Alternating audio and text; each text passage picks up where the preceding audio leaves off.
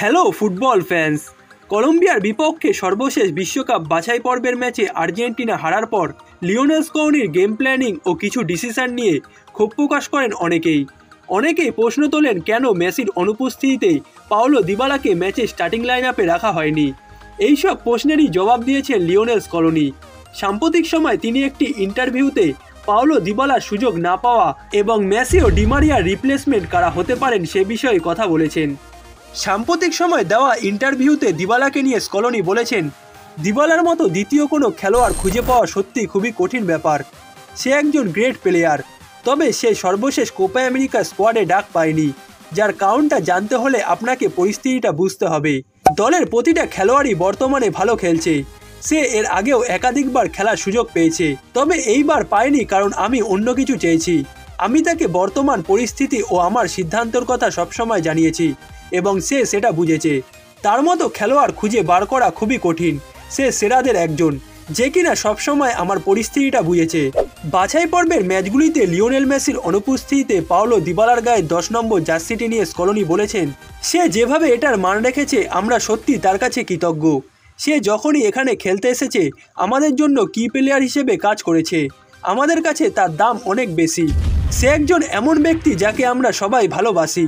এছাড়া Dybala Saudi pro লিগে যাওয়ার অফারটাকে রিজেক্ট করা নিয়ে স্কলোনি বলেছেন, বর্তমানে তার মতো সিদ্ধান্ত খুব একটা খেলোয়াড়ের দেখা যায় না। সে রোমায় থেকে গেছে, যেই শহরটা তাকে ভালোবাসে, এবং সেও শহরটাকে খুব ভালোবাসে, যেখানে থাকার জন্য সে মোটা অঙ্কের বেতনকেও না বলে দিয়েছে, যেটা তাকে আমাদের নজরে আরও বড় বানিয়ে দিয়েছে। তার শীর্ষ লিগগুলোতে খেলাটা আমাদের জন্য জরুরি, যেখানে সে সবসময় দলের অন্যতম সেরা খেলোয়াড় হিসেবে খেলে থাকে। এছাড়া স্কলোনি আর্জেন্টিনা দলে মেসি ও ডিমারিয়ার রিপ্লেসমেন্টের ব্যাপারে বলেছেন, তাদের রিপ্লেস করা অসম্ভব। তাদের মতো দ্বিতীয় কোনো খেলোয়াড় খুঁজে বের করা অসম্ভব। এটার কোনো সুযোগই নেই।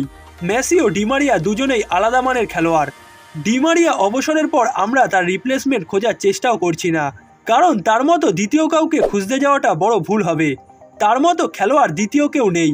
সে রাইট এবং লেফট দুটি পজিশনেই খেলতে পারে, তবে আমরা এমন একজনকে খুঁজছি যে একটা পজিশনেই তার মতো খেলতে পারবে। তার মতো 1v1 খেলে ম্যাচ বের করে আনাটা কারোর পক্ষেই সম্ভব নয়। শুধু ডিমারিয়াই এই কাজটা করতে পারত।